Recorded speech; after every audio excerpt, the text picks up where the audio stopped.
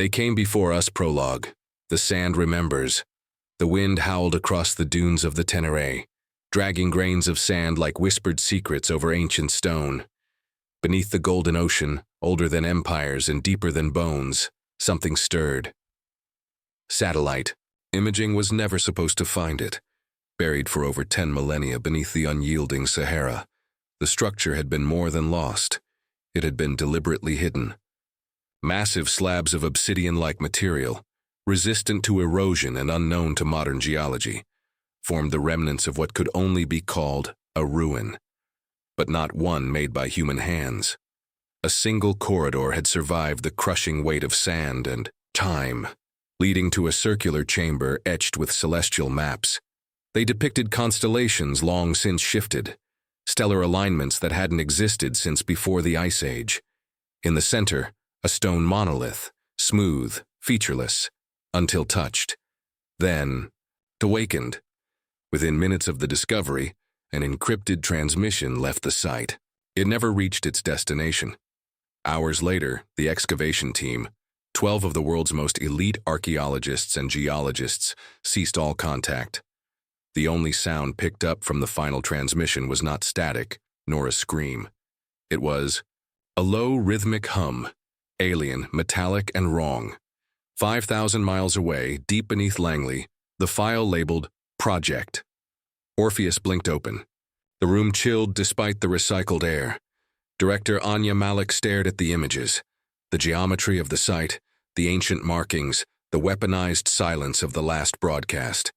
They came before us, she whispered, her voice nearly swallowed, by the hum.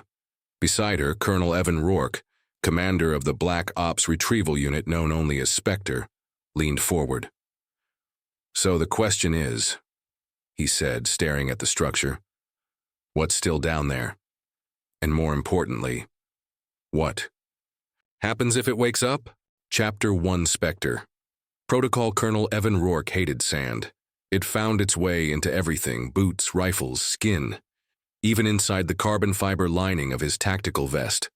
But that wasn't what set his teeth on edge now. It was the stillness. The desert was too quiet, too vast. It felt like walking on a grave that stretched to the horizon. The Osprey had dropped them 20 clicks west of the site under cover of darkness. No GPS, no lights, no comms. Standard blackout op. Spectre never entered with a footprint.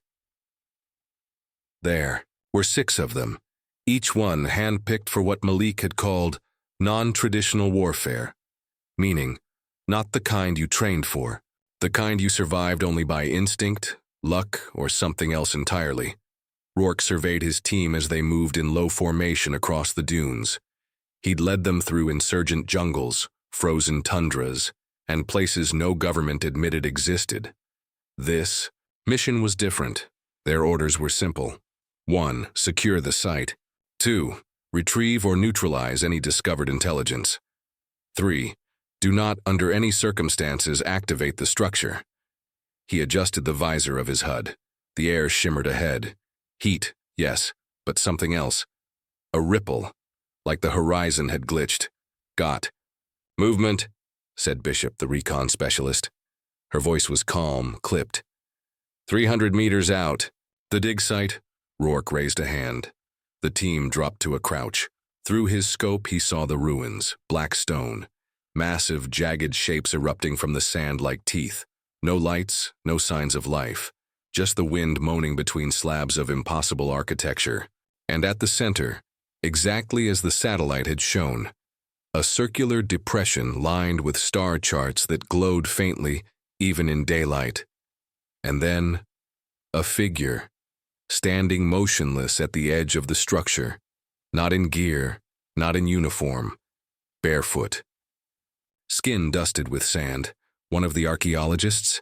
Rourke signaled to advance. Bishop covered high while Vega and Jin flanked wide. He moved in fast and quiet, keeping the figure in sight, until the figure turned, eyes black. Not as in iris, entirely black like oil, like space.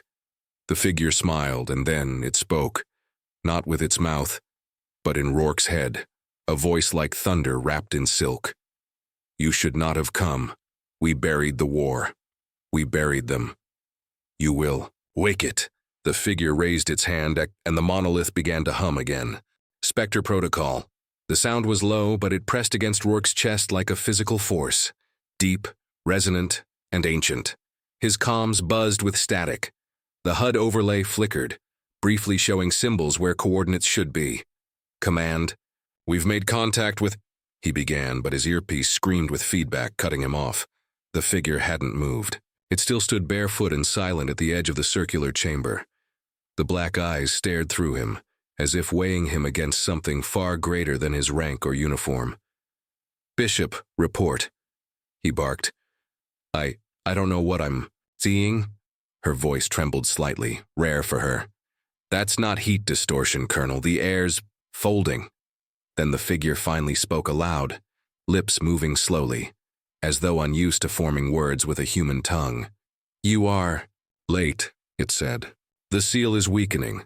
The war did not end. It only went to sleep. Rourke raised his rifle. On the ground, now. The figure tilted its head, mockingly human. Guns. You still use toys.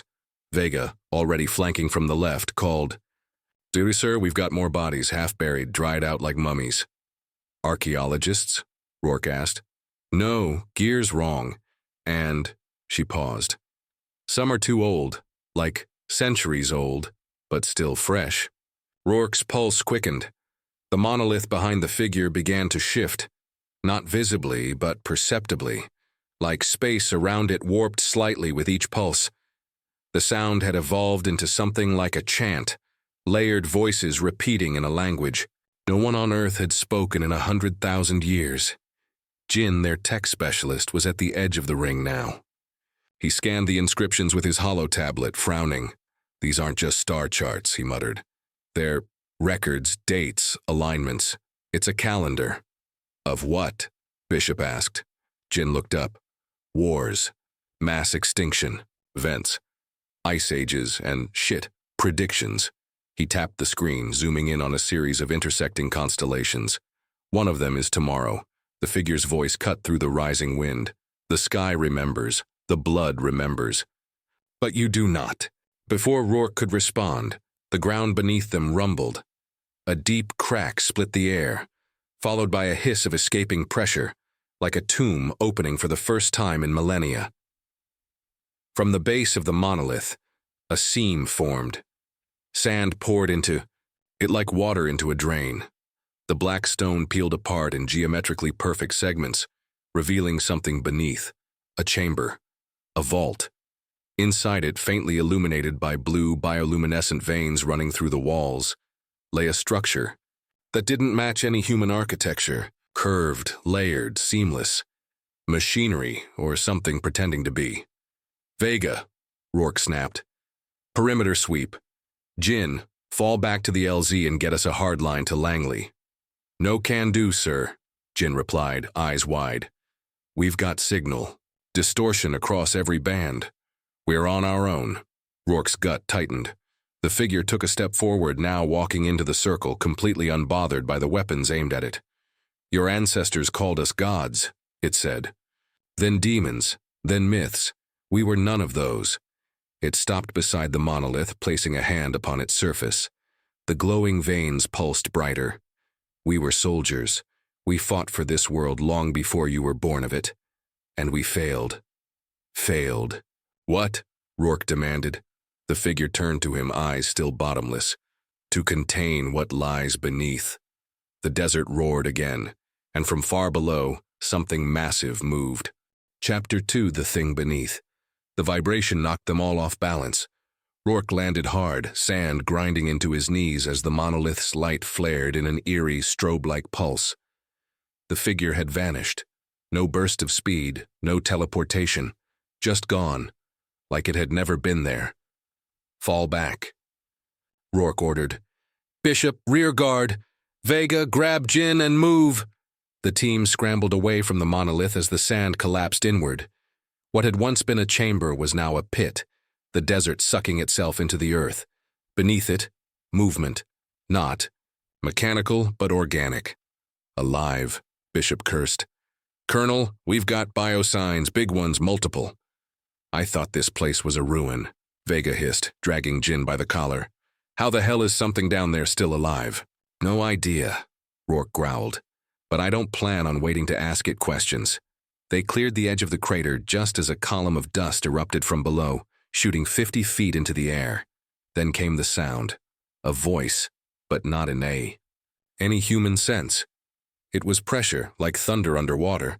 It pushed into them, images followed, flashes. Not memories, but imprints. A city of impossible height, wrapped in clouds, burning. Dark ships cutting through the sky like scythes. Creatures, not machines, battling on plains of fire under two suns. Earth, but older, raw, untamed, watched over by something massive, and in the center of it all, the monolith, untouched. By time, standing sentinel across eons. Jin collapsed, nose bleeding. It's talking to us through the monolith. Don't listen, Rourke barked. Block it out. Too late, Jin gasped. It's not just talking, it's showing, teaching. He looked up at Rourke with wide, terrified eyes. There was a war, millions of years ago, right here on Earth. Before Rourke could respond, the pit erupted. Something rose from below, half buried in sand and time. Not a creature, not exactly. It was the size of a transport helicopter, smooth and metallic, but it breathed. The plating moved like skin, shimmering with heat. It had no eyes, no face, only a halo of rotating spines and a long, armored tail that dragged through the sand like a scythe. It stood motionless for a moment. Then it tilted its head, not at them, but toward the sky, and screamed. The sound was worse than the voice. Jagged, animal, hungry. Bishop opened fire. Her rounds sparked off the creature's shell. Useless. Jin, what the hell is that? Vega shouted. He stared at the thing, whispering. Sentinel? One of the guardians. It was left to watch the seal. The creature turned toward them. Run! Rourke bellowed. The team scattered as the sentinel lunged, moving faster than anything that size had any right to. Its tail cleaved a boulder in two. Sand exploded as it barreled forward, following them now, like it could smell the memory in their heads. The monolith pulsed once more, then fell silent. Behind them, the chamber began to collapse completely, pulling the structure down like a draining sea. The sentinel didn't care. It had marked them. They were no longer observers. They were part of the war now. Back at Langley, a red light began to flash in the depths of Sublevel 9. An alert, no. One had seen in over 100 years. Code. Styx reawakened, Project Orpheus Phase 2 unsealed. The thing beneath. The desert became a war zone. The sentinel's roar echoed through the dunes, a low, guttural frequency that hit the body like a hammer. Rourke's team scattered, weaving between jagged stone outcrops and half-excavated ruins. The thing moved like liquid metal, coiling, slithering, but with impact. Every step it took cracked the earth. Its breath reeked of ozone and scorched minerals. Rourke pulled Jin behind cover and slammed his back against a half-buried archway. His mind raced. That thing wasn't asleep. It was standing watch. Jin. What the hell do you mean, Guardian? He hissed. Jin's hands trembled around his tablet. It was part of the seal, the inscriptions. Some of them are blueprints, warnings. If the seal fails, the sentinels wake up to contain something. Something worse? Jin looked at him. Much worse. The thing below the seal wasn't what we woke up. It's what the sentinel was guarding against. Bishop slid into cover next to them, reloading. This thing doesn't bleed. I hit its center mass with armor piercing. Didn't even notice. We need to disable it or draw it away, Rourke said, scanning the horizon. Vega's voice cut. Over the comms. Colonel, the crash site. About a quarter-mile north. Locals said an old Soviet recon craft went down there in the 80s. We skipped it because it looked like junk. You think it's still got juice? I think whatever's down here didn't want us noticing it. Rourke made a call. We fall back to the wreck. We regroup. We pray it's got something we can use. Go. The team broke cover in pairs, sprinting across the sand while the sentinel's attention swayed like a predator, following blood in water. It chased, but never rushed. It wasn't hunting. It was herding. Rourke realized it too late. "This isn't pursuit," he said into the comm. "It's driving us somewhere." "Why?" Bishop asked, but Rourke already knew. To the wreck. To whatever was inside it. 6 minutes later, at the Soviet crash site. The wreck looked like nothing the USSR ever built. It had the shape of a plane but not the material. Dull silver, burnished to an almost organic finish. Half of it was buried in rock. Rourke approached the torn fuselage and stopped cold. The outer shell was fused with the sand, not rusted, grown into it. "Jin," he said. "What are we looking at?" Jin's fingers danced over the exposed metal. "This isn't Russian. This isn't human. Look, insignias carved over the cockpit. Same geometry as the monolith." Bishop shined her tack light down a narrow passageway inside. The interior was unscathed and lit. Soft white light pulsed along the floor like the ship was still alive. At the far end, a pod. Open. Empty. Jin's voice dropped to a whisper. One of them made it out. "Them?" Vega said. Jin nodded. "The original war, the ones who came before us. This ship wasn't a crash. It was an escape." Rourke looked from the Sentinel, still circling in the distance, to the pod.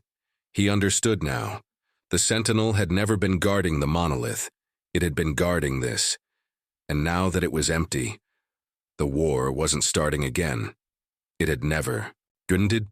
Back beneath Langley Sublevel 9. Classified Systems Briefing Director Anya Malik stared at the holographic display hovering in the black glass table. Lines of alien script unfurled across the screen, too quickly for human eyes to follow. Behind her, the room buzzed with urgency. Techs shouting coordinates, linguists scrubbing old data, analysts feeding decades of buried reports into new filters. The signal from the Sahara had gone global. Gravitational anomalies in Siberia, static blackouts near the Marianas Trench, a flare over Antarctica's domed sea that had lit the night sky purple.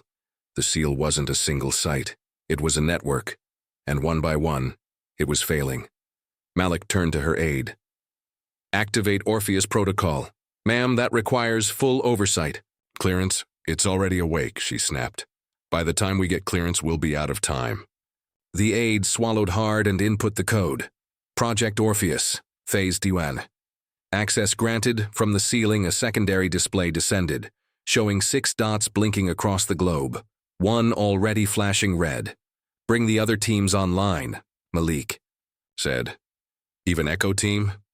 "Yes, even Echo." The aide hesitated. "They haven't been deployed since—" "I know," Malik said. "That's the point." She stared at the blinking red dot in the Sahara, jaw tight. "We always assumed they were gone," she said quietly. "That the war ended with the last seal." She looked back at the readouts. "But the more I see this, the more I think they didn't win." Chapter 3, Ghosts in the Wreck. The ship was quiet, but not dead. Inside, the air felt strangely dense, thick with heat and static. The floor vibrated softly under their boots, as if the vessel was breathing. Lights pulsed along the walls in steady intervals, guiding them deeper into its throat. "This place is reading temperatures 20 degrees above ambient," Bishop muttered. "But I'm not seeing any heat source." "It's active," Jin said, "but not mechanical. It's more like biological tech, grown, not built." Vega snorted. "Right, so what? We're inside a spaceship that's also a living organism?" Jin didn't answer. He was too busy scanning the surface of a curved wall, where alien glyphs glowed in concentric spirals. His device was useless now. The readings came too fast, too erratic. He ran his fingers gently over the etchings. They lit up beneath his touch. The wall trembled, then opened. A hiss of air escaped, smelling like metal and earth, and something else. Old. Behind it was a chamber, small, circular. A control room, maybe, but nothing inside resembled a cockpit. In the center stood a single chair, not shaped for a human, more like a cradle built for something taller, leaner, or less defined. Beside the chair, embedded in the floor, was a sphere. It hovered just slightly above a pedestal, spinning slowly, made of the same black material as the monolith, but different in feel. Alive. Jin approached it like a man in a museum looking at a bomb. This isn't tech, it's memory. Bishop frowned. Come again? I've seen this pattern in deep scans of other Orpheus sites. These spheres, they don't store data. They store experiences, echoes. They're designed to be shared. He reached toward it. Jin, Rourke said, stepping forward. Too late. The moment his fingers touched the surface, the room collapsed inward. Not physically, but perceptually. The team staggered, pulled into Jin's mind as something pushed back. A flash. A flood. Dark skies. Colossal machines walking across. Dead cities. Beings of light and shadow, fighting, dying, evolving. A starship crashing into a prehistoric jungle, bleeding fire. The monolith standing untouched in the heart of a crater. And beneath it, the prison. The thing they called the architect, not a god, not even a species, a force, sentient entropy, the intelligence behind extinction itself, locked away at the center of the earth by something even older. And now the seal had fractured. The architect was listening. Back in reality, Jin collapsed. His body convulsed. Blood poured from his nose, eyes wide open, pupils blown. Rourke knelt beside him, checking his pulse. Still there, barely. But something had changed. Jin, he said. Can you hear me? Jin's voice was barely a whisper. But the words didn't come from his mouth. They came from everywhere in the room. He's awake, he remembers us, he's coming. The walls of the ship groaned. The lights dimmed, then flared. The vessel responded to Jin like it knew him. He downloaded something, Vega said. Or it downloaded into him. Help me move him, Rourke barked. We're exfiltrating. As they lifted Jin's body, the ship shuddered. From outside came a rumble, low and long, then a shriek. The Sentinel had returned, and it wasn't alone. Meanwhile, 400 miles away, Algerian border, Orpheus site. 3. Echo team deployment in a desert ravine cut into solid rock. Another seal began to fracture. Echo team had already arrived. 7 operatives clad in obsidian armor, faces hidden behind matte black helmets. Their insignia bore no flag, no unit patch, only a circle with a vertical line cutting through it. The leader stepped forward, watching the stone part like skin, revealing another monolith, cracked at the base. He looked at his second-in-command. We're too late here. Activate Phase 3. No, not yet. He glanced at the stars above, now just beginning to shift. The sky isn't right. Not yet. Behind them, the monolith hummed. The war was waking up, and Earth was no longer the only battlefield. Chapter 4, Containment Breach. The wreck was alive now. The moment they lifted Jin from the chamber, the entire structure reacted. Walls pulsing with red light, a sound like a heartbeat echoing through the corridors. The entrance they came through had sealed shut behind them, grown over like fresh scar tissue. Rourke's voice cut through the chaos. There has to be another way out. Bishop, take point. Vega, rear. I've got Jin. Jin's body was hot to the touch, his skin glowing faintly in his veins. Not like light passing through flesh, but light coming from within. His eyes rolled under his lids as he whispered things in a language that didn't exist anymore. The ship didn't want to let them go. Every hallway twisted. Doors that weren't there before opened, beckoning them. Others vanished. It wasn't architecture, it was a maze that learned. Bishop kept her weapon high, sweeping corners. It's hurting us again, same as the Sentinel. This wreck is part of the prison, Vega growled. Then where the hell is the exit? Where it wants us to be, Rourke muttered. That's the only way out. They burst into another chamber, this one filled with long glass pods stacked like sarcophagi, each holding a body, humanoid, elongated, not dead, sleeping. Bishop scanned them. I'm getting vitals. These were soldiers, Jin said, voice cracking through dry lips. Left here, sealed in the ark, waiting for the seal to hold, waiting to rise if it failed. Great, Vega said. We woke the damn army. No, Jin rasped. They're not ours. They're the other side. The architect's hand. What was buried here was bait. Rourke froze. Bait for what? Jin turned his head slowly. For us. At that exact moment, the wall to their right exploded inward. The sentinel roared as it smashed into the chamber, tail whipping forward, not to kill, but to block the exit. Behind it, the pods began to hiss. One by one, they cracked open, and the things inside began to breathe. Outside, the wrecked sandstorm winds spiraled above the surface, sucked into the air by pressure and rising heat. The desert screamed as the sky dimmed, not from clouds, but from shadows. Above the site, black shapes began to form in the atmosphere. Not ships, not satellites. Gateways. Thin slivers of curved light, like holes cut into space, revealing a different sky behind them. Stars that shouldn't exist. Colors the human eye shouldn't register. The seal was failing everywhere at once. Inside Langley, Sub-Level 9 Director Malik stood before the satellite uplinks as alerts screamed across every continent. Orpheus sites from Siberia to the Andes were blinking red. Seismic disturbances, atmospheric shifts, high-level radiation bursts. We're losing containment on Site 4 and 6, a technician called. Site 2's gone dark completely. Malik didn't blink.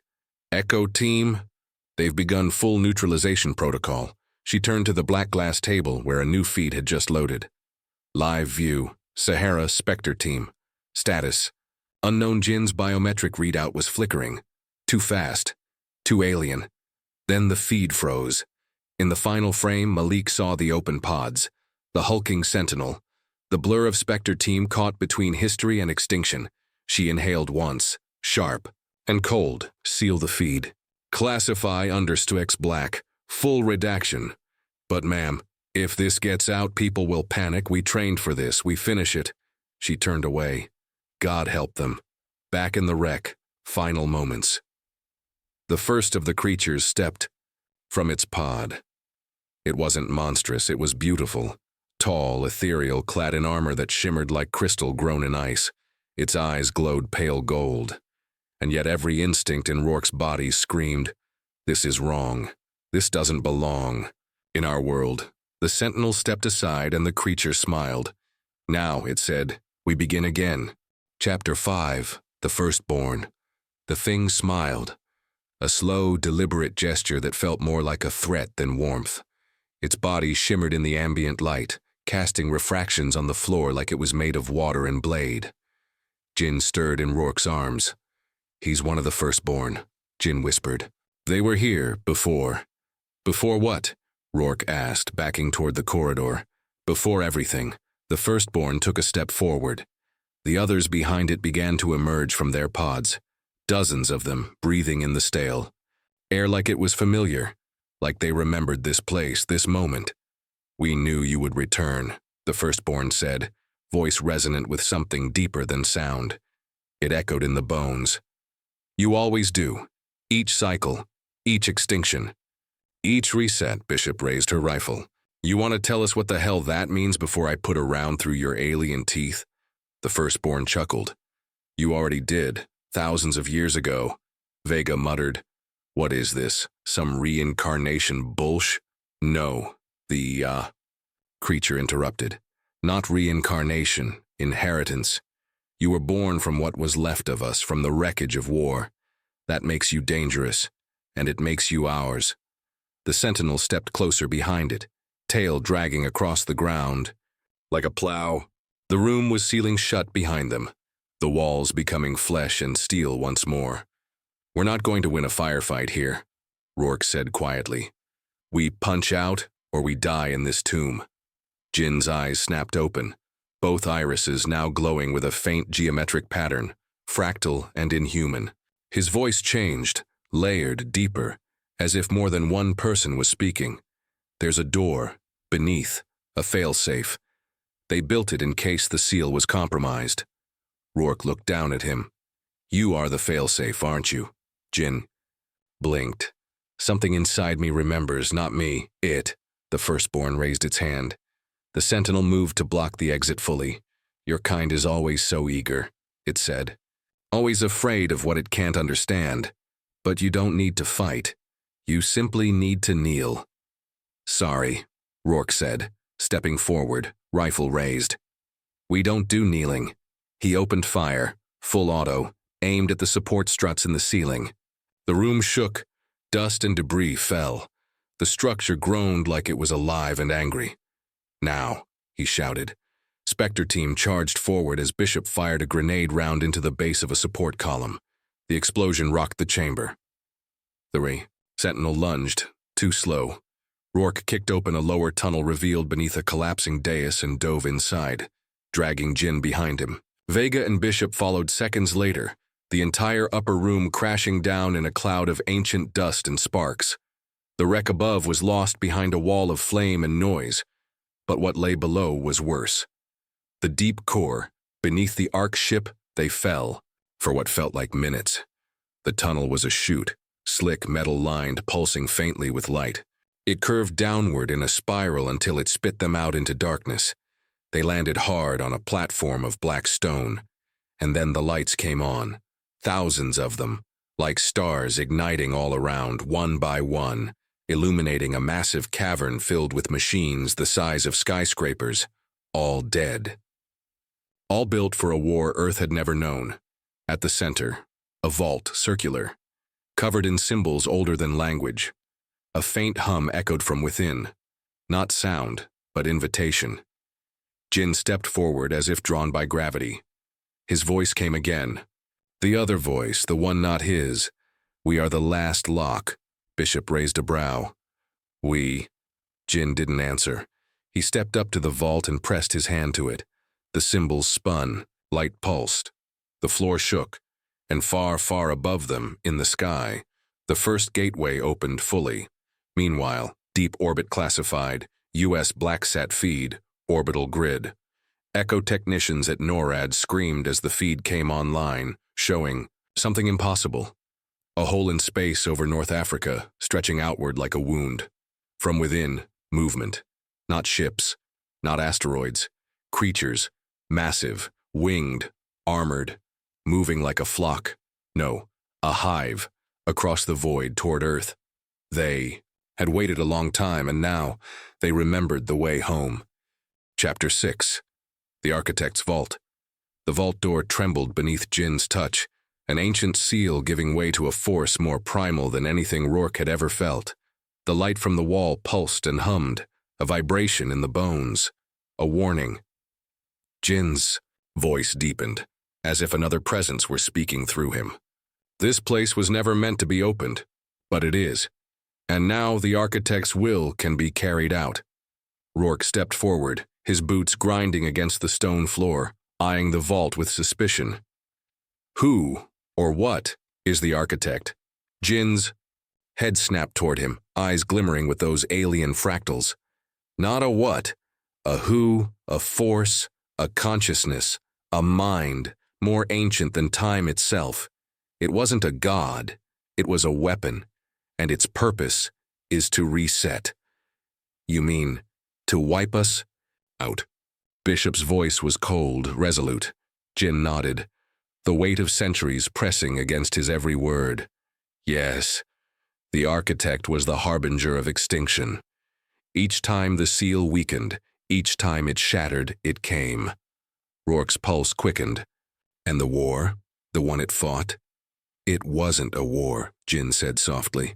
It was a prison, a long, long battle to keep the Architect locked away. And this? He gestured to the vault door, which had begun to slowly open on its own, revealing darkness. This is where the last remnants of that war were sealed. The air inside the vault was different, heavy, oppressive. It made Rourke feel like he couldn't breathe, like the walls were closing in, and yet, at the same time, there was something familiar about it, an echo of the same static energy he'd felt the moment they first encountered the Sentinel. The vault opened wide, and the interior revealed a single chamber, a chamber more vast than they could have imagined. A room of obsidian walls, smooth and black, stretching upwards into shadow, far higher than anything human-made could achieve. The floor was covered in intricate geometric designs that seemed to shift as they looked at them, patterns folding into each other, creating something more. In the center of the room lay a figure, a figure not quite human. It was a being suspended in what seemed to be liquid glass. Its form was tall, impossibly slender, and its features unsettling. Its body shimmered and its skin seemed to ripple as if the very fabric of its being were made of flowing, liquid light. The entity's eyes were closed, but as they approached, Rourke swore he could feel it watching them. Watching him, Bishop whispered. "Is that the architect?" "No," Jin replied, stepping closer. "That is one of the architect's original creations, a vessel, a host, the architect's agent." "How is that different?" Vega asked. Jin's voice trembled. "The architect never intended to directly engage in this universe. It used agents, like this one, to influence and manipulate civilizations from the shadows, to collapse them from within, to prepare for the next reset." "Are we talking about a galactic plague here?" Bishop growled, looking around nervously. "Or something worse?" "This one," Jin's voice faltered as he looked at the figure in the liquid, "was designed to bring about the end of all things. It used humanity as a tool, as bait, in its final step toward destroying all life. And now, with the seal weakened, it is ready to awaken." Rourke didn't need Jin to elaborate. The weight of the truth was sinking in fast. "We need to destroy it," Vega muttered. "Now, before it can do anything." Before Rourke could respond, the floor beneath them began to rumble. The walls began to vibrate, a low hum resonating from deep within the structure. Then, from the vault ceiling, blackness descended. A massive shadow tore through the space, a dark tendril, impossibly long, that shot from the far end of the vault. It curled around the liquid vessel, wrapping it in a dark cocoon, drawing it upward into the air. The tendril jerked and snapped, pulling the figure free from its containment. It floated for a moment, hovering, like a predator about to strike. It spoke, its voice a chorus of hundreds of voices intertwined. "You thought you could contain me. You thought you could hide me, but you are merely the latest experiment." The chamber filled with a cold wind, and the walls began to bleed darkness. The shadows pulsed in time with the entity's voice, and Rourke realized, too late, that the vault had never been a prison. It had been a summoning. The floor cracked beneath them. In an instant, the entity's form materialized, a translucent, fluid shape that merged with the darkness itself. Its eyes locked onto Rourke's. "Now you will remember the price of defiance. Above the earth, deep space, the first wave." The portals in the sky were no longer distant, no longer a trickle. They were opening wide, flooding the atmosphere with energy. Light and shadow swirled in the gateways as more and more creatures, each massive and terrifying, poured through. They filled the skies, blanketing continents in darkness. They were not the firstborn, they were worse. "The architect's kin," a voice boomed through the satellite comms of Earth's military agencies. "This is not a warning. This is the end of your world. Surrender or face extinction." At that exact moment, the first of the invaders landed. Not gently, but with the impact of a star falling to Earth. The shockwaves rippled for miles and a new war had begun. Inside the vault, Rourke's gun was out before he even thought about it. His hands were steady, despite the chaos around him. But the entity before him, it wasn't something he could shoot. "Get back," Rourke shouted to his team. "We need to move." But the figure wasn't waiting. It lunged. Chapter 7. The Fall of the Vault. The vault was collapsing around them. Rourke's instincts kicked in as the entity lunged. His gunfire barely phased it. The creature twisted like liquid, weaving around the bullets as if they were nothing more than raindrops. It surged forward with terrifying speed, a cloud of dark energy swirling around its form. "Move!" Rourke barked as he grabbed Jin, yanking him away from the advancing creature. The rest of Spectre team scattered, trying to find cover in the disintegrating chamber. But the air itself was changing. The walls were no longer stone, they were flesh. Veins of dark energy pulsed in the walls, making the entire room feel alive. The ground trembled beneath their feet, sending shards of rock flying into the air. The creature twisted again, its form solidifying, becoming something more, a skeletal figure with glowing eyes, clad in armor made of blackened metal that seemed to hum with ancient power. "It's invading us," Jin gasped, his voice barely more than a whisper. "It's rewriting reality." Rourke could barely comprehend the words as he watched the creature's hand stretch toward him. It was moving through time and space, like it was pulling them through some kind of rift. "Get the hell away from him," Bishop shouted, opening. "Fire with her rifle." The bullets ricocheted off the entity's form like they were nothing. And then, in a flash, the creature disappeared. One moment it was there, reaching toward them. The next, it was gone. Rourke didn't have time to think. He grabbed Jin by the arm and sprinted toward the broken tunnel where they had come from. The rest of the team followed, but the entire space was shifting. The ground below them cracked open. More dark tendrils slithered out, trying to wrap around their ankles, pulling them back. "Don't stop!" Rourke shouted. "We're getting out of here now!" Above Earth. Global invasion. The skies above Earth were no longer a symbol of freedom. They were an endless rolling wave of darkness. Thousands of the architect's kin poured through the rifts, blotting out the sun as they descended upon the world. Each rift carried with it a storm of energy, an unnatural lightning that crackled across the sky, making the air hum with static. Cities around the globe fell silent as people looked up, eyes wide with terror.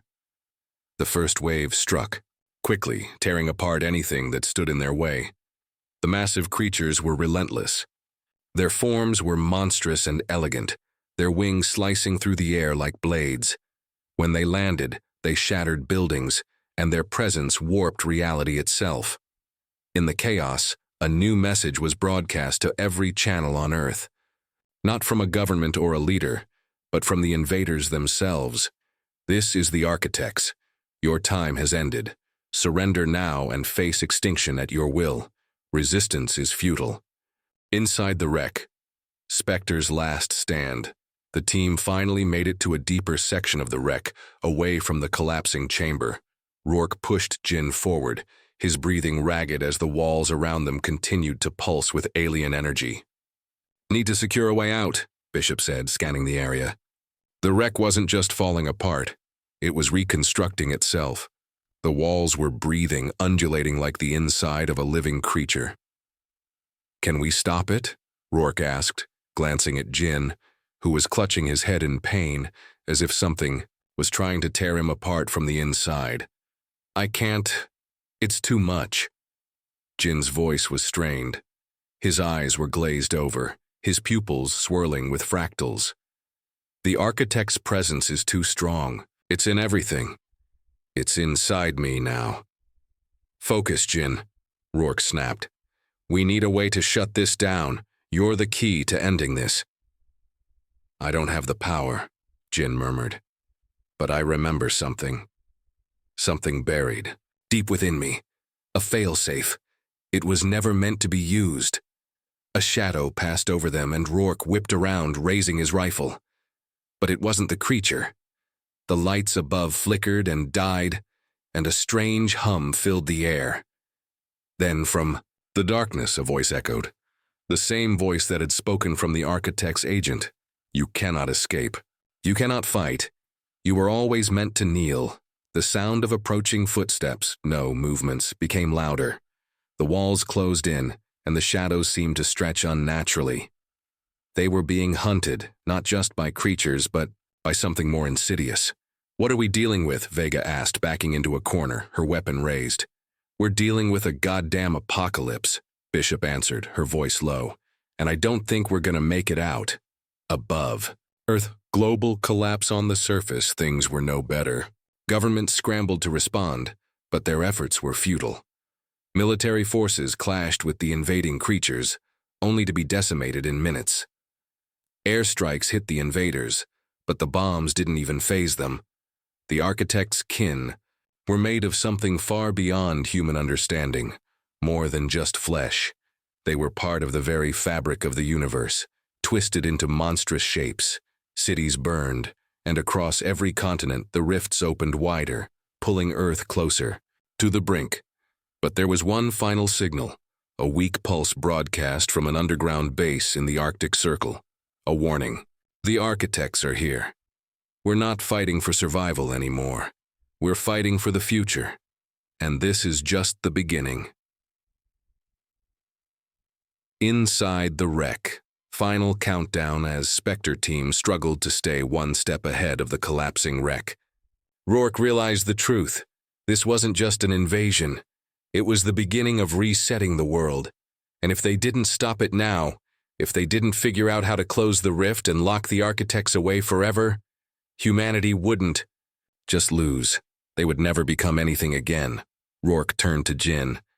We need to activate the failsafe. Do you know how? Jin paused, staring into the blackness ahead of them. His eyes glowed and his voice shifted, becoming distant. Alien.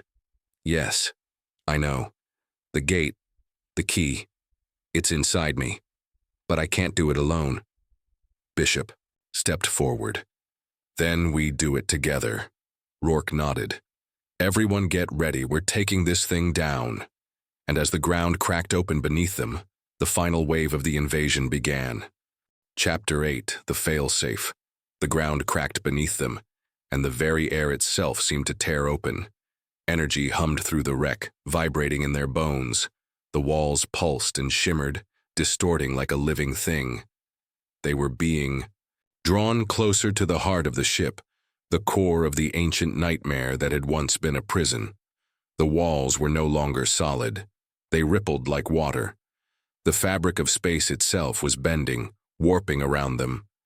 The architectural ruins that had once felt so foreign now felt familiar, almost alive. Jin stood at the center, his arms outstretched as if reaching for something far beyond them. His eyes, once human, were now fully alien, glowing with fractal patterns, flickering between different realities. His body seemed to flicker, in and out of existence. He spoke in a voice not his own. The failsafe, it must be activated from the source. The architect never meant for it to be used, but it's embedded in me now. The key, it's in my mind. Rourke's pulse pounded in his throat. They didn't have time for explanations. The very air felt like it was collapsing, drawing them into a gravitational pull they couldn't escape. We can't stop it here, Rourke said, voice low but firm. Jin, we need to go now. We need to find the core and shut this thing down before the architect resets everything. Jin nodded, though it was clear he was fighting some kind of mental battle within himself. His hands trembled, his pupils flickering, almost like he was holding on to his very self by a thread. Follow me, he said, barely above a whisper. The heart of the wreck, the further they went, the deeper the wound in the world seemed to stretch. The air was thick with static, like the entire ship was tearing itself apart to reveal something beneath. They finally came to the heart of the wreck, a massive chamber, hollow and dark. The walls were lined with obsidian veins that seemed to pulse with a heartbeat, stretching across the vast space. And in the center of the chamber, suspended in mid-air, was a gate. It wasn't a simple door or a passage. It was a rift, a shimmering tear in the fabric of space itself. It hummed with energy, raw and chaotic. The glow from the rift illuminated the walls, casting long, eerie shadows. Jin stepped forward, his movements jerky, like a man struggling to keep control of his body. This is it, he said, voice shaking. The architect's core, the rift. It's the anchor. Rourke's heart skipped a beat. And this is where we close it? Jin nodded, though his face was filled with confusion. No, not just close it. I have to destroy it. If I do, the architect's consciousness will dissipate. The failsafe will end it all, but... He paused. There's no going back after this. The gate won't just collapse, it'll tear everything apart. We'll be erasing this reality. Rourke's mind raced. If the rift was destroyed, it would sever the connection between the architect and Earth. But at what cost? No, Rourke said, shaking his head. We do this. We don't have a choice, it's us or them. Bishop stepped forward, her voice calm but stern. We've come this far. We're not turning back now. Jin closed his eyes, fighting the presence within him, struggling to hold on to his own will. I need your help, he said. If I open the core, I will need all of you to keep the rift stable long enough to destroy it. Whatever it takes, Rourke replied, his hand on his weapon. Jin stepped toward the rift, and as he did, the very air seemed to warp around him. The shadows in the room thickened, like a living presence trying to resist them. A scream, a howl, echoed from deep within the rift. The architect was awakening, and as the energy around them swirled into a violent maelstrom, Rourke realized something. They were not just fighting for their lives, they were fighting for the future of every living thing on Earth. Jin closed his eyes. His hands were shaking uncontrollably. He whispered one last time, "Stay with me." Above Earth, a world in flames. Back on the surface, the world was unraveling. Cities lay in ruins. Military forces were overwhelmed by the sheer size and power of the architect's kin. The rifts continued to open, sending more creatures pouring through. Earth was under siege by beings beyond human comprehension, and the world's governments were scrambling for answers, none of which were coming. The United Nations had declared martial law. People were told to evacuate, but there was nowhere to go. As the skies turned dark with invaders, humanity's fight for survival began to feel like an afterthought. A new broadcast blared across the airwaves. "This is your final warning. The architects demand your surrender. Refusal will lead to your extinction." But in the chaos, something unexpected happened. A pulse of light from the Arctic Circle reached the skies. The very fabric of reality seemed to shudder as the pulse rippled, outward, pushing back the darkness just for a moment. It wasn't just a signal. It was a countermeasure. And for the first time in hours, Earth seemed to have hope. Inside the wreck, the final push. Jin's hands were trembling as he reached for the core of the rift. The air hummed around him, and he could feel the presence of the architects surging from within the rift, pressing in on them. The force was palpable, and he could feel himself slipping, his mind barely able to hold on to his own thoughts. "I can't," he gasped. "It's too much." Rourke moved forward, grabbing Jin by the shoulders. "Focus, you have to do this." The ground beneath them shook violently as if the ship itself was fighting back. The walls of the chamber twisted, and tendrils of dark energy shot from the rift, reaching for them. Bishop and Vega opened fire, their bullets disintegrating into the air as they tried to hold off the incoming wave of energy. But it wasn't enough. The rift pulsed again, growing larger. It was opening, and the entity was emerging from within. Jin reached out with his hands, sweat dripping down his face. He whispered something under his breath, a chant that didn't belong to any known language. As he did, the rift began to shudder violently, the air around them warping. "I need more time," Jin cried. Rourke looked at Bishop, then at Vega. "Cover him. Keep it together as we end this now." And in that moment, Rourke realized that this was it. There was no second chance, no more room for mistakes. If they didn't close this rift, if they didn't stop the architect now, then everything they had ever known would be lost. The future of Earth hung in the balance. Chapter 9. The Architect's Reckoning. The chamber was alive with chaos. Every inch of the space around them seemed to writhe and pulse like it had a heartbeat of its own. The very air crackled with energy, as though the rift itself was fighting back, rejecting their attempt to destroy it. Jin's body shook violently as he reached out to touch the core of the rift. His hands were trembling, his face pale with the strain. Sweat beaded on his forehead and his breathing was ragged. "It's too much," Jin gasped, his voice strained.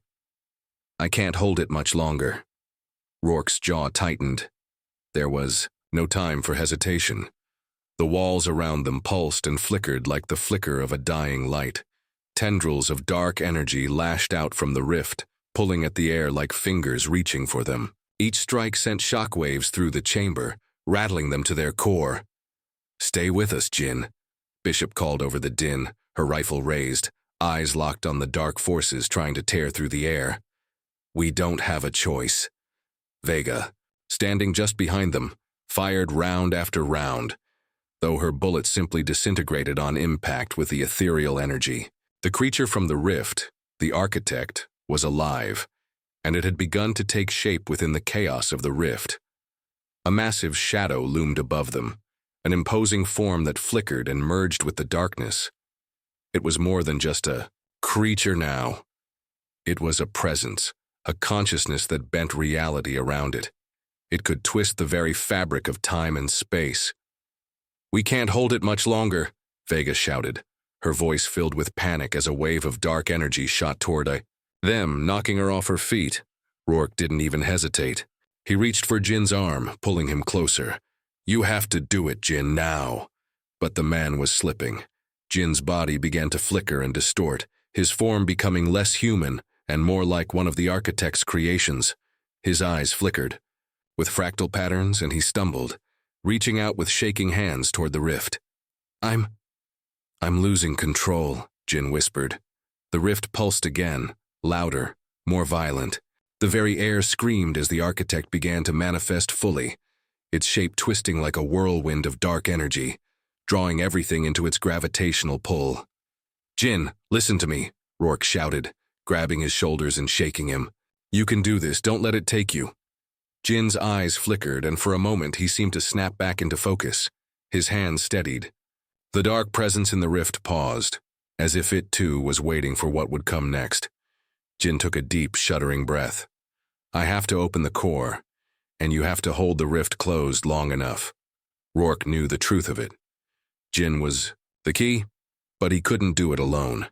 They all had to keep the rift from pulling them in. "Do it," Rourke commanded. The core of the rift. Jin closed his eyes, his hands now reaching for the heart of the rift. As his fingers touched the core, there was a blinding flash of light followed by a deep, resonating hum that filled every corner of the chamber. For a split second, everything stopped. The pulsing stopped. The tendrils paused. Even the architect's form, now fully tangible, seemed to hover in time, as if the universe itself was holding its breath. Then, the rift began to shake. It screamed. Rourke's heart pounded in his chest as the air around them fractured. Waves of energy shot out from the rift, colliding with everything in sight. The walls cracked open as the force began to tear reality itself apart. "We need to close it," Bishop yelled, her voice hoarse as she fired another round into the approaching darkness. Her shots were meaningless, absorbed into the energy surrounding the rift. Nothing could stop it. Vega stumbled to her feet, firing again. "We're not going to make it." But then in a single deafening moment everything exploded into light. A sound like thunder filled the chamber as the rift fractured, splitting into 1,000 shimmering shards. The entire ship shook violently, the walls cracking and crumbling, the ceiling collapsing above them. "Jin!" Rourke shouted. "Close." Jin was trembling now, his hands glowing as he reached deeper into the rift's core. But it was too much. His body flickered like an image on a dying screen, and he screamed in agony as the very rift seemed to consume him. "We're losing him," Bishop cried, pulling Jin away from the core. But it was too late. The rift wasn't closing. It was tearing them apart. The architect was awakening fully now, a hulking mass of shadow and energy, alive in every sense of the word. Its glowing eyes locked onto them, and a voice like 1,000 souls screaming in unison echoed through the chamber. "You cannot stop it. You will never stop it." And then the rift exploded. Above Earth, a world in collapse. The sky above Earth had been dark for hours, as the final waves of the architect's invasion ravaged the planet. Massive storms of energy continued to pulse outward from the rifts. Earth was no longer a planet. It was a battleground, and the invaders were winning. But somewhere, deep in the Arctic Circle, a final signal had been sent. A pulse of light, a force that resonated with the very core of the universe itself, began to spread outward. The rift was starting to close, but it wasn't just any rift. It was the one at the center of the invasion. A counterforce had been activated. Somewhere, deep within the chaos, the fail-safes were working. It wasn't just about sealing the rift. It was rewriting the very existence of the invaders. The final stand. Rourke's vision blurred as the explosion of energy from the rift threw him to the ground. He barely managed to roll, hitting the floor hard, his head ringing from the impact. He pushed himself to his feet, vision swimming. The chamber was a ruin, but something was different. The pulling force of the rift had weakened. The rift itself, though still alive with dark energy, was collapsing inward, as if it had been sealed. Jin was unconscious, lying on the floor, his body still flickering. His eyes flickered one last time. "I did it," he whispered, voice barely audible. "I stopped it." Rourke staggered over to him, pulling him into his arms. "You did. You're still with us." But the architect was not done.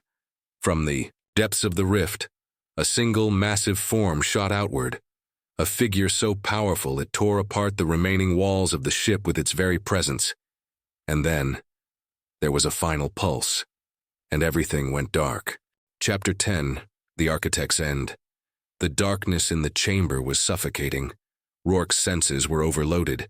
The explosive force of the rift's collapse had sent them flying in every direction, and now the air felt thick, heavy with the unnatural presence of the architect. Jin was still unconscious, his body flickering, but the fact that he had survived meant there was a glimmer of hope left. The rift was closing. The war between humanity and the architects had reached its final confrontation. Rourke slowly rose to his feet, his vision blurry and his head pounding. But the moment he stood, he saw it. The architect's true form, towering over them in the center of the ruined chamber. It was no longer a flickering shadow or a fragmented being. It was whole.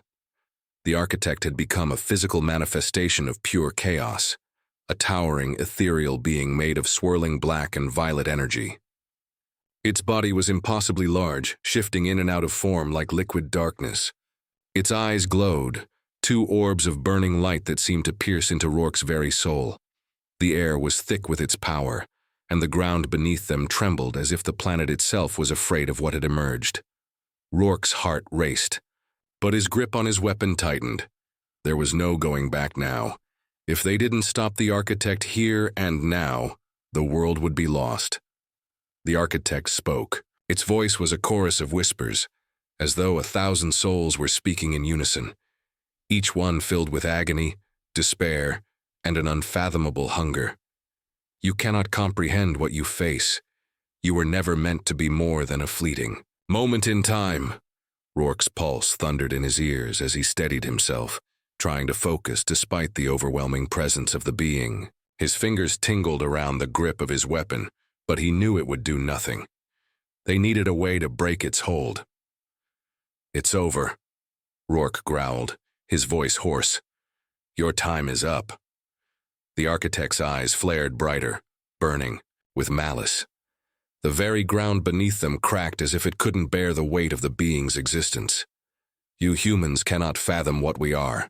The architect's voice boomed, its energy creating an oppressive pressure. "You are insignificant. You have always been dust to us." Bishop and Vega, having recovered from the shock of the rift's explosion, stepped up beside Rourke, their weapons raised, their bodies tense. "We'll see about that," Bishop muttered, her fingers hovering over the trigger. Vega's face was grim, her eyes never leaving the towering form of the architect. "It's too powerful. We're not going to beat it with bullets." "Then we need a way to destroy it," Rourke said, scanning the chamber, his mind racing. His eyes settled on the core, the place where the rift had been, still pulsing with dark energy. That was their key. That was where the architect's connection to this world had started. Rourke turned to Jin, who was still flickering, barely conscious. But something had shifted in him. His eyes, though dim and flickering, focused on the rift. He blinked, sweat covering his brow. I can feel it," Jin whispered, his voice shaking. "The rift is almost closed, but the architect is anchored here. If I can sever the connection..." Rourke's heart skipped a beat. This was it. This was their chance. "We need you, Jin. You have to finish what you started." Jin nodded, his body flickering one last time before his eyes locked with Rourke's, determination flashing through him. "I can do it," Jin said, "but you'll need to keep it distracted. If I get too close to the core, the architect will try to stop me." Bishop's eyes narrowed and she checked her rifle. "We'll cover you." With no other options left, Rourke nodded, his face grim. The architect was close now, its towering presence looming like a blackened mountain. The ground shook again as its dark tendrils stretched toward them, twisting like snakes. The air grew even heavier, and Rourke felt like he couldn't breathe. He turned to Vega and Bishop. "When the time comes, we give it everything we've got." "Understood," Vega said. Bishop cracked her neck. "Let's do this." The final battle. The moment Jinn started moving toward the core, the architect reacted. It twisted its form violently, and its energy surged outward like a wave. Dark tendrils of force shot toward Jinn, but Bishop and Vega opened fire, their shots blasting into the dark energy, trying to push it back. Rourke moved with them, his weapon raised, but he knew it wouldn't matter.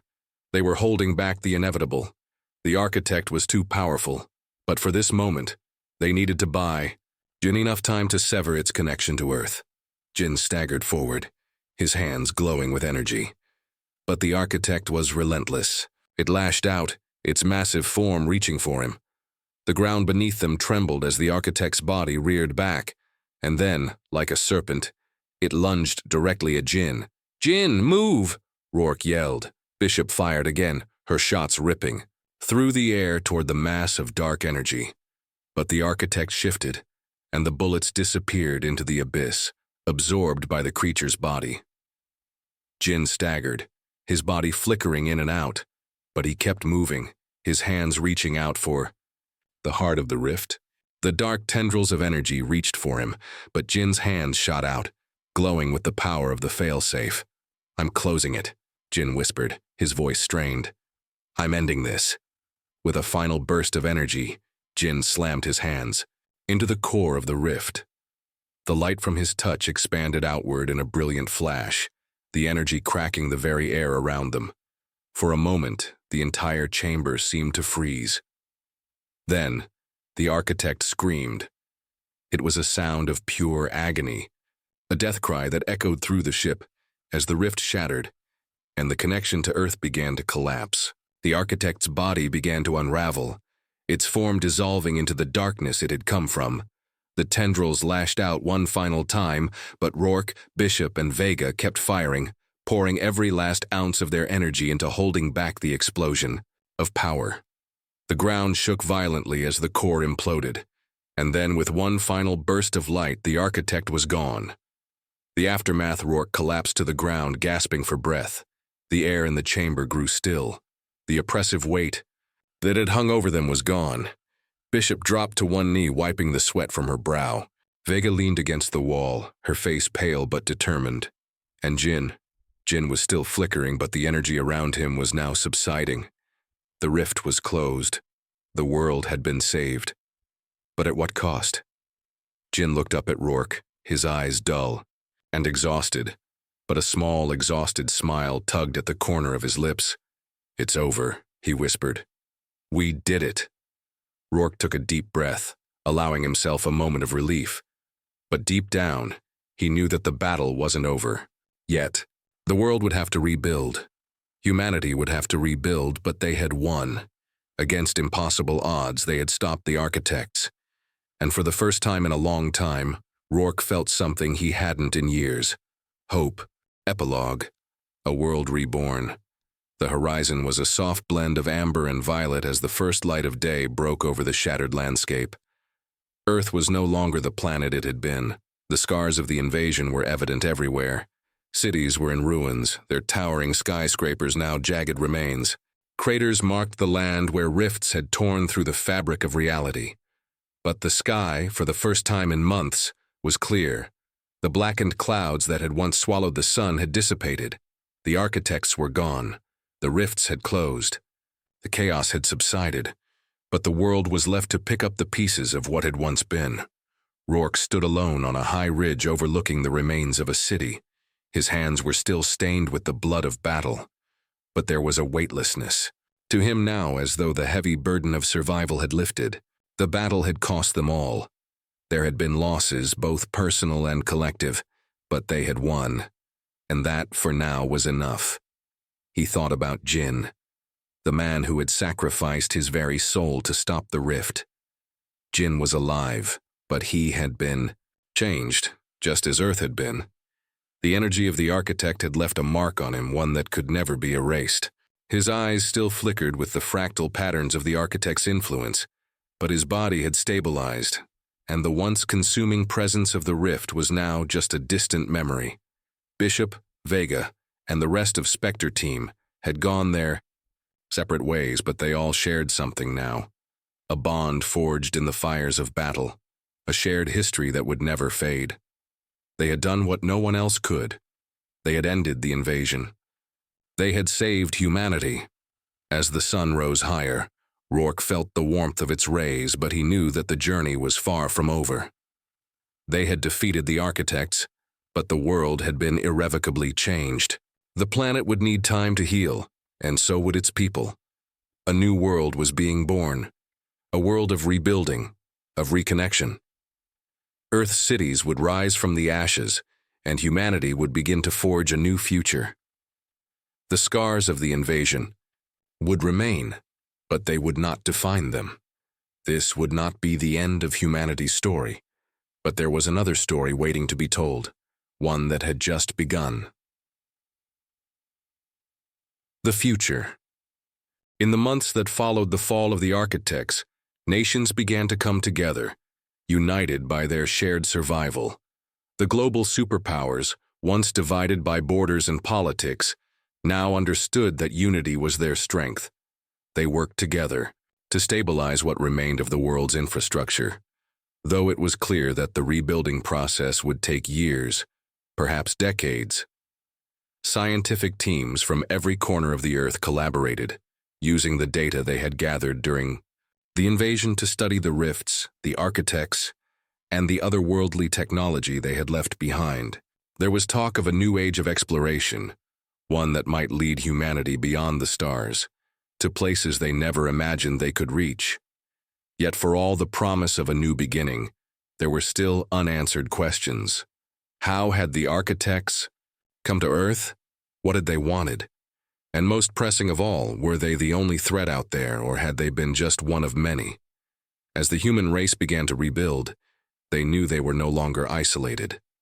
The architects' invasion had been a reminder that humanity was not the only intelligent life in the universe. And as the stars watched over them, they could only wonder what other ancient civilizations were out there, waiting to be discovered. Rourke's reflection. Rourke stood in the quiet aftermath, his gaze fixed on the rising sun. He didn't know what the future held. The old world was gone, replaced by something new. But he had a role in that future, a duty to ensure humanity's survival. He thought of the men and women who had fought beside him, of Spectre Team, and the countless others who had given everything to ensure that Earth had a chance to rise. Again, their names would be remembered. Their actions would echo through history. Ready for the next chapter, Captain? Bishop's voice came from behind him, her tone as calm as ever. She had always been the one to cut through the silence with a simple question, no matter how dire the situation. Rourke turned, a slight smile tugging at the corner of his lips. Always. He knew it wasn't over. There was still much to be done. But for the first time in a long while, Rourke felt a sense of peace. The war for Earth had been won, but now the true challenge began. Rebuilding, understanding, protecting. Let's get to work, he said, turning back to the horizon, where the world was waiting. The dawn of a new era, the Earth had been forever changed by the architects. But in their defeat, humanity had discovered its greatest strength: resilience. The darkness that had threatened to swallow them had passed, leaving behind a new world to forge, a new beginning. As Rourke and the others walked toward their uncertain future, the first steps of humanity's new era began. There was hope in the air, a sense of unity that had never existed before. And the stars, once a distant, unknowable mystery, now felt closer than ever, a reminder that the universe was vast, filled with unknown wonders, but also with untold dangers. But Earth had survived, and in surviving they had learned one important lesson. No matter what came next, humanity was ready. The end. Thank you for watching. Hope you enjoyed the story. Let me know in the comments what ideas you would like the next story to be about. Please leave a thumbs up, share, subscribe, comment.